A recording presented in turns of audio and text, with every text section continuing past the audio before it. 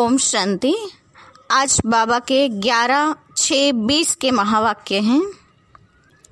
सबसे पहले हम मुरली का सारांश सुनेंगे। आज बाबा ने राजस्व अश्वमेघ रुद्र ज्ञान यज्ञ के बारे में समझाया है कि ये राजस्व अश्वमेघ रुद्र ज्ञान यज्ञ स्वयं भगवान ने रचा है, क्योंकि दुनिया में जो भी यज्ञ रचे जाते हैं वो कोई न कोई देहधारी द्वारा रचे गए हैं और वो बहुत अल्पकाल के होते हैं, थोड़े समय के लिए होते हैं। जबकि भगवान के द्वारा रचा हुआ यह यज्ञ जो स्वयं परमपिता परमात्मा शिव द्वारा रचा गया है, इस यज्ञ की विशेषता ये है कि ये भगवान द्वारा रचा जाता है और सारे कल्प में केवल संगम पर ही इस यज्ञ की रचना होती है। लेकिन इस रचे हुए भगवान के यज्ञ में विघ्न भी जरूर पड़ते हैं। यहाँ राजस्व का अर्थ होता है स्वराज्य पाने के लिए और अश्वमेघ का अर्थ है ये जो कुछ देखने में आता है उन सब को स्वाहा करना है, यहाँ तक कि शरीर सहित स्वाहा हो जाना है, क्योंकि अंतिम विनाश के समय में सारे शरीर इस यज्ञ में स्वाहा हो जाएंगे और बाकी सब हम सब आत्माएं परमधाम घर चले जाएंगे। साथ ही बाबा ने ड्रामा की ओर भी ध्यान खिंचवाया है। बाबा ने कहा साक्षी हो ड्रामा को देखना होता है और फिर पुरुषार्थ भी करना होता है। तो इस पतित दुनिया का विनाश अब सामने खड़ा है, तो क्यों न हम बाबा के बन जाएं और नष्ट मोहा बनकर सब कुछ इस रुद्र यज्ञ में अपना स्वाहा करें, सफल करें और प्राप्त करें। अब हम मुरली सुनेंगे। मुरली का टाइटल है मीठे बच्चे, यह रुद्र ज्ञान यज्ञ स्वयं रुद्र भगवान ने रचा है, शिव भगवान ने रचा है। इसमें तुम अपना सब कुछ स्वाहा करो, क्योंकि अब घर चलना है। बाबा ने कहा अंतिम समय है, घर चलना है, इसीलिए अपना सब कुछ स्वाहा करो, अब घर चलना है। प्रश्न है, संगम युग पर कौन सा वंडरफुल खेल चलता है? संगम युग पर कौन सा वंडरफुल खेल चलता है? बाबा का उत्तर है भगवान के रचे हुए इस यज्ञ में ही असुरों के विघ्न पड़ते हैं। यह भी संगम पर ही वंडरफुल खेल चलता है।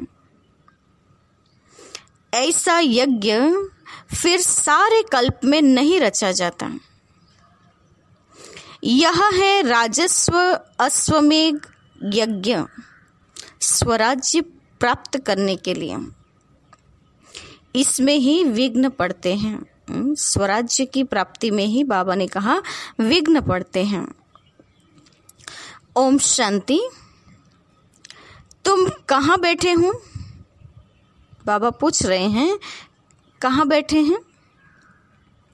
इनको स्कूल अथवा यूनिवर्सिटी भी कह सकते हो। विश्वविद्यालय हैं जिसकी ईश्वरीय ब्रांचेज हैं। बाप ने बड़े ते बड़ी यूनिवर्सिटी खोली है। शास्त्रों में रुद्र यज्ञ नाम लिख दिया है। इस समय तुम बच्चे जानते हो शिव बाबा ने यह पाठशाला अथवा यूनिवर्सिटी खोली है। ऊंचते ऊंच बाप पढ़ाते हैं। इस यूनिवर्सिटी में पढ़ाने वाला स्वयं ऊंचे ते ऊंच भगवान है। यह तो बच्चों की बुद्धि में याद रहना चाहिए कि भगवान हमको पढ़ाते हैं।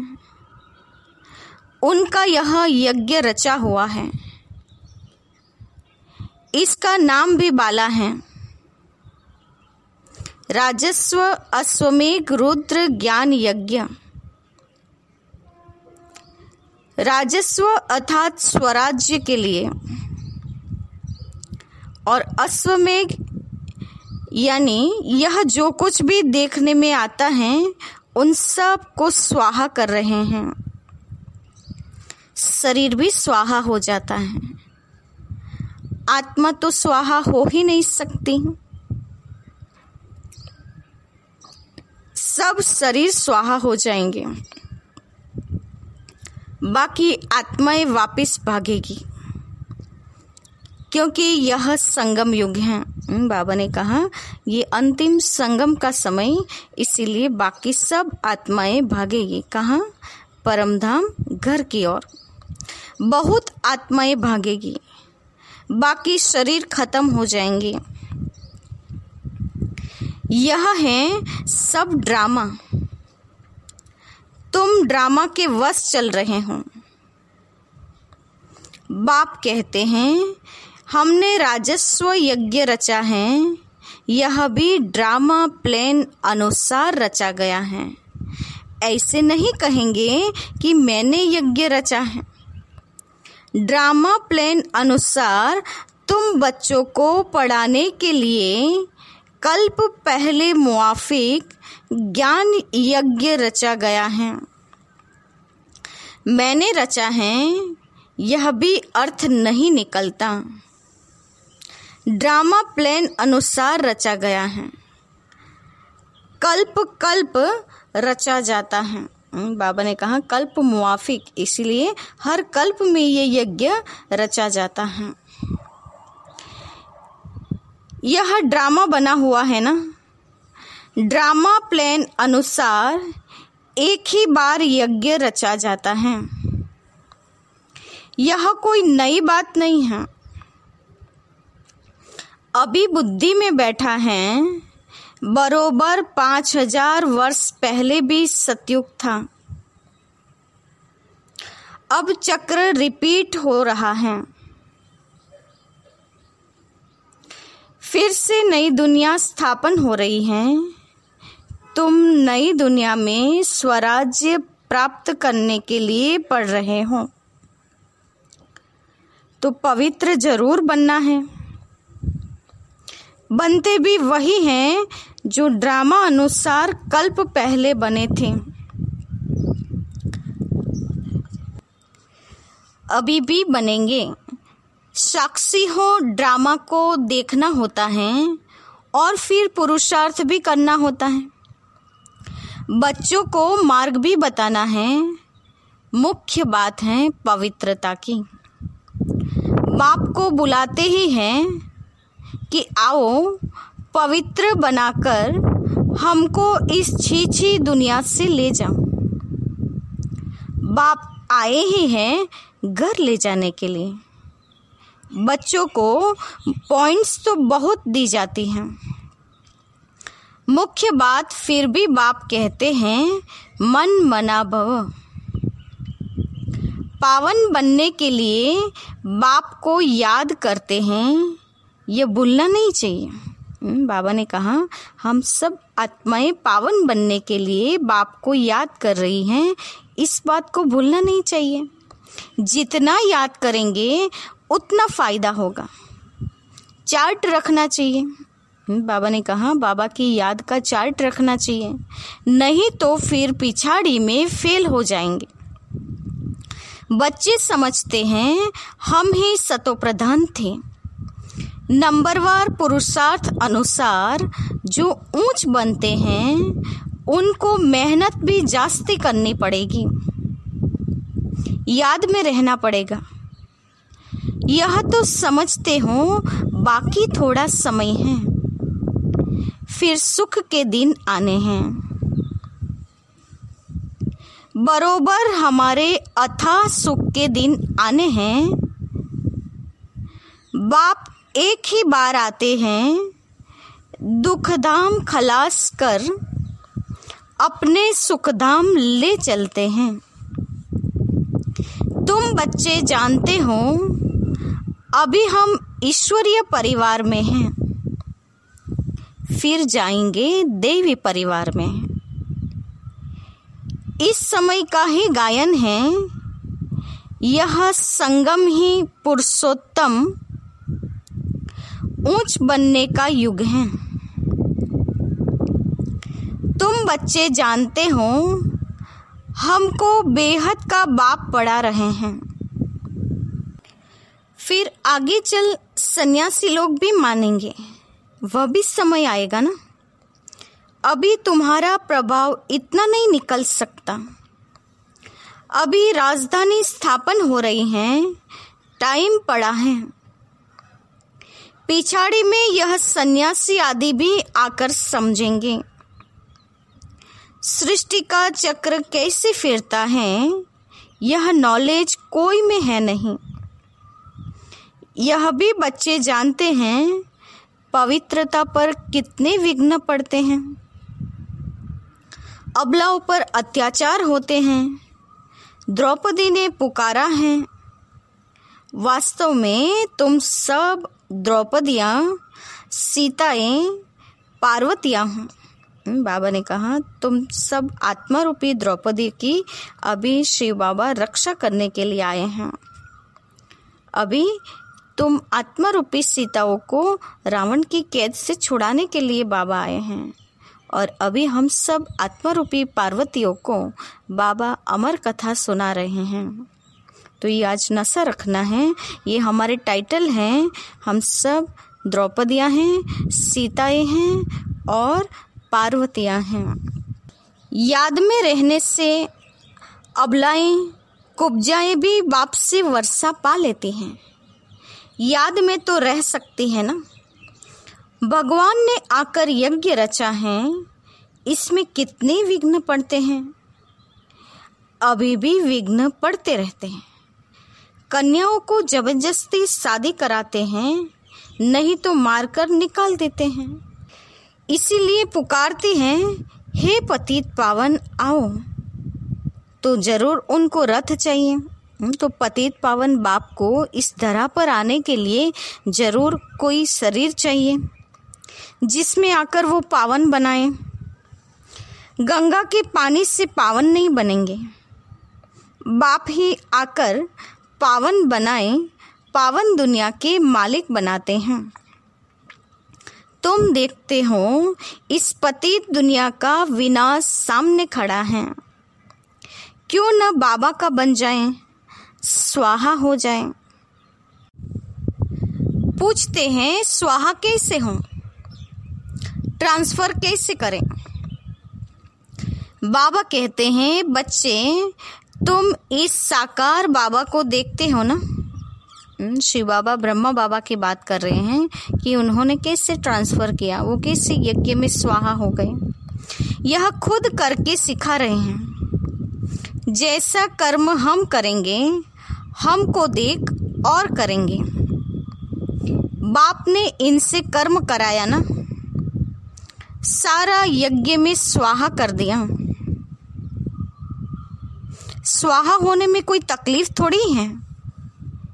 यह न बहुत साहूकार न गरीब था, साधारण था। यज्ञ रचा जाता है तो उसमें खान पान की सब सामग्री चाहिए ना। यह है ईश्वरीय यज्ञ। बाबा ने कहा इस यज्ञ की स्थापना हुई तो जरूर यज्ञ में पालना के लिए खान पान आदि सामग्री भी चाहिए। और बाबा ने इस यज्ञ को नाम दिया ईश्वरीय यज्ञ। ईश्वर ने आकर इस ज्ञान यज्ञ की स्थापना की है। तुमको पढ़ाते हैं इस यज्ञ की महिमा बहुत भारी है। ईश्वरीय यज्ञ से ही तुम्हारा शरीर निर्वाह होता है। जो अपने को अर्पणमय समझते हैं, हम ट्रस्टी हैं, यह सब कुछ ईश्वर का है। हम शिव बाबा के यज्ञ से भोजन खाते हैं। यह सारी समझ की बातें हैं। बाबा ने कहा अपना सब कुछ ईश्वरीय यज्ञ में समर्पण भाव रख दिया तो ये समझेंगे कि ये सब कुछ ईश्वर का है। हम शिव बाबा के भंडारे से खाते हैं। तो बाबा ने कहा ये सारी समझ की बातें हैं। यहाँ तो नहीं सबको आकर बैठना है। इनका सैंपल तो देखा कैसे सब कुछ स्वाहा किया।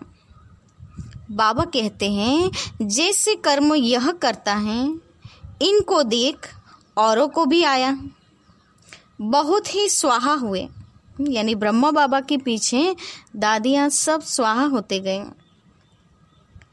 जो हुए वह अपना वर्षा लेते हैं। बुद्धि से भी समझा जाता है आत्मा तो चली जाएगी, बाकी शरीर सब खत्म हो जाएंगे। यह बेहद का यज्ञ है, इनमें सब स्वाहा होंगे। तुम बच्चों को समझाया जाता है कैसे बुद्धि से स्वाहा हो, नष्ट मोहा बन जाओ। यह भी जानते हो ये सारी सामग्री खाक हो जानी है, यानी ये सृष्टि की सारी सामग्री इस विनाश यज्ञ में बाबा ने कहा स्वाहा हो जाएगी। कितना बड़ा यज्ञ है, वहाँ फिर कोई यज्ञ नहीं रचा जाता है। कहाँ? सतयुग में। सतयुग में यज्ञ रचने की कोई ज़रूरत नहीं है। बाबा ने यही अभी कलयुग में आकर ये यज्ञ क्यों रचा है? तो ये कलयुग का जो संकट है, उस संकट को हटाने के लिए बाबा ने ये यज्ञ की रचना की है।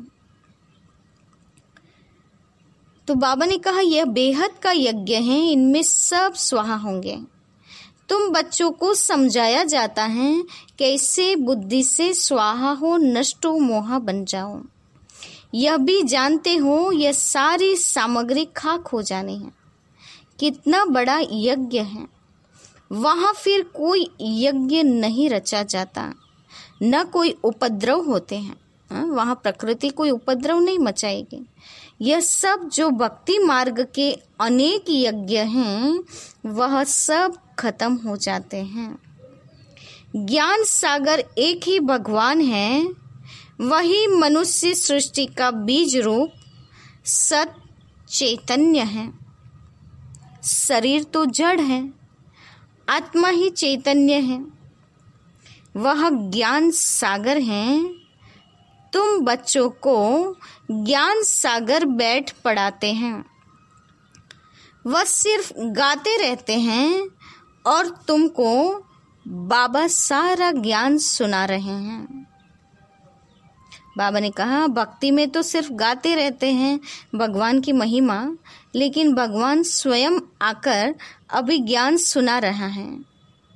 ज्ञान कोई बहुत तो है नहीं, वर्ल्ड का चक्र कैसे फिरता है यह सिर्फ समझाना है। यह बाप तुमको खुद पढ़ा रहे हैं। कहते भी हैं साधारण तन में प्रवेश करता हूँ। भागीरथ भी मशहूर हैं। जरूर मनुष्य ही होगा जिसमें बाप आएगा। उनका एक ही नाम चला आता है शिव, और सबके नाम तो बदलते हैं, इनका नाम नहीं बदलता। बाबा ने कहा शिव बाबा का नाम कभी बदलता नहीं है, इसीलिए उनको सदा शिव कहा जाता है। बाकी भक्ति में अनेक नाम रख दिए हैं, यहाँ तो है ही शिव बाबा। शिव कल्याणकारी कहा जाता है। भगवान ही आकर नई दुनिया स्थापन करते हैं तो कल्याणकारी ठहरा ना। तुम जानते हो भारत में स्वर्ग था, अभी नरक है, फिर स्वर्ग जरूर होगा। इनको कहा जाता है पुरुषोत्तम संगम युग। जबकि बाप खिवैया बन तुमको इस पार से उस पार ले जाते हैं। यह है पुरानी दुख की दुनिया, फिर जरूर नई दुनिया होगी। ड्रामा अनुसार जिसके लिए तुम अभी पुरुषार्थ करते हो, बाप की याद ही घड़ी घड़ी भूल जाती हैं। इसमें है मेहनत। बाकी तुमसे जो विकर्म हुए हैं उनकी सजा कर्म भोग के रूप में भोगनी ही पड़ती है। कर्म भोग अंत तक भोगना ही है, उसमें माफ़ी नहीं मिल सकती है। ऐसे नहीं बाबा क्षमा करो, कुछ भी नहीं। ड्रामा अनुसार सब होता है। क्षमा आदि होती ही नहीं। हिसाब किताब चुक तो करना ही है। तमो प्रधान से सतो प्रधान बनना है। इसके लिए श्रीमत भी मिलती है। श्री श्री शिव बाबा की श्रीमत से तुम श्री बनते हो। श्री माना श्रेष्ठ, तो शिव बाबा की श्रेष्ठ मत से हम बच्चे श्रेष्ठ बनते हैं।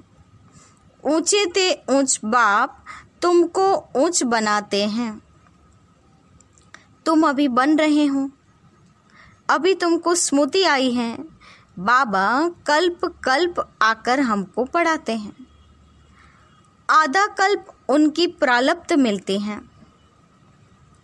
बाबा ने कहा जो पढ़ाई पढ़ी अभी संगम पर, आधा कल्प उसका भाग्य भोगेंगे।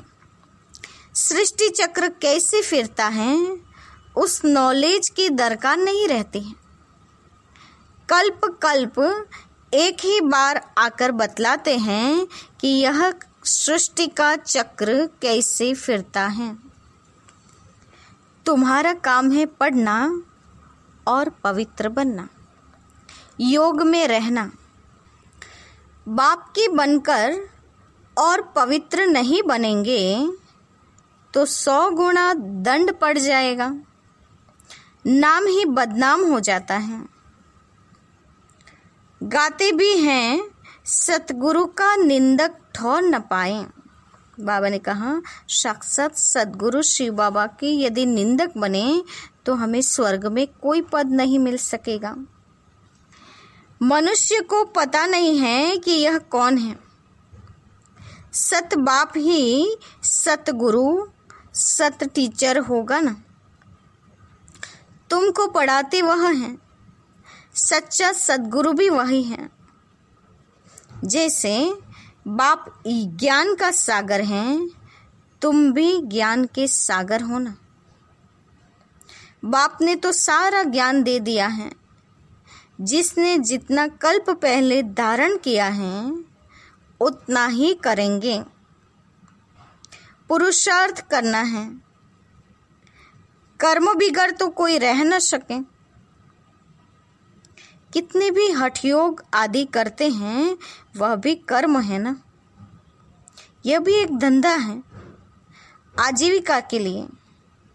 नाम होता है ना, बहुत पैसा मिलता है। पानी पर आग पर चले जाते हैं, सिर्फ उड़ नहीं सकते हैं। उसमें तो पेट्रोल आदि चाहिए ना। बाबा ने कहा सब कर लिया लेकिन उड़ नहीं सकते हैं क्योंकि उसमें तो पेट्रोल चाहिए। लेकिन इनसे फ़ायदा तो कुछ भी नहीं, पावन तो बनते ही नहीं। साइंस वालों की भी रेस है, उनकी है साइंस की रेस और तुम्हारी है साइलेंस की। सब शांति ही मांगते हैं। बाप कहते हैं शांति तो तुम्हारा स्वधर्म है।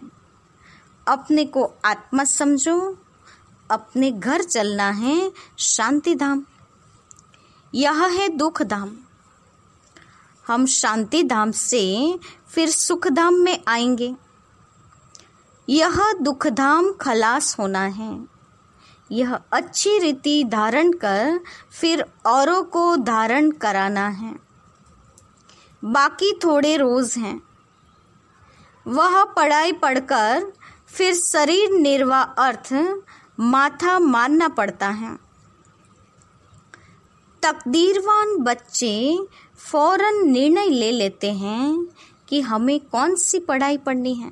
बाबा ने कहा जो तकदीरवान बच्चे हैं, सौभाग्यशाली बच्चे हैं, वो तुरंत निर्णय ले लेंगे कि हमें जिस्मानी पढ़ाई पढ़नी है या रूहानी पढ़ाई पढ़नी है। उस पढ़ाई से क्या मिलता है और इस पढ़ाई से क्या मिलता है। इस पढ़ाई से तो 21 जन्मों की प्रालब्ध बनती है। तो ख्याल करना चाहिए कि हमको कौन सी पढ़ाई पढ़नी है। जिसको बेहद के बाप से वर्षा पाना है वह बेहद की पढ़ाई में लग जाते हैं, परंतु ड्रामा प्लान अनुसार कोई की तकदीर में नहीं है तो फिर उस पढ़ाई में चटक पड़ते हैं। यह पढ़ाई नहीं पढ़ते हैं, कहते हैं फुर्सत नहीं मिलती।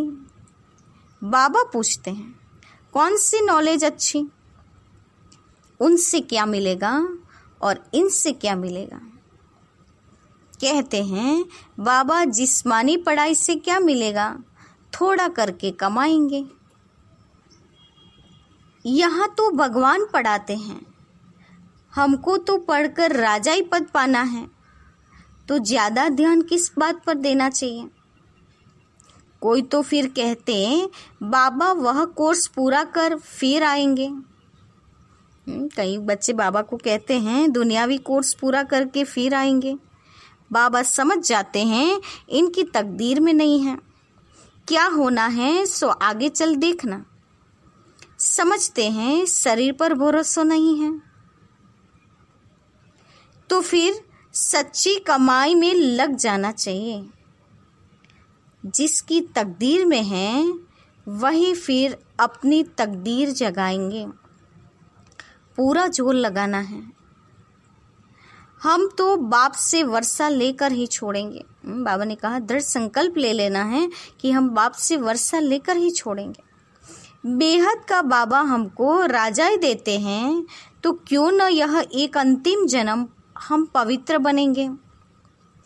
इतने ढेर बच्चे पवित्र रहते हैं, झूठ थोड़ी बोलते हैं, सब पुरुषार्थ कर रहे हैं, पढ़ रहे हैं, फिर भी विश्वास नहीं करते हैं। बेहद का बाप आते ही तब हैं जब पुरानी दुनिया को नया बनाना होता है। पुरानी दुनिया का विनाश सामने खड़ा है, यह बहुत क्लियर है। समय भी बरोबर वही है, अनेक धर्म भी हैं, सतयुग में होता ही एक धर्म है।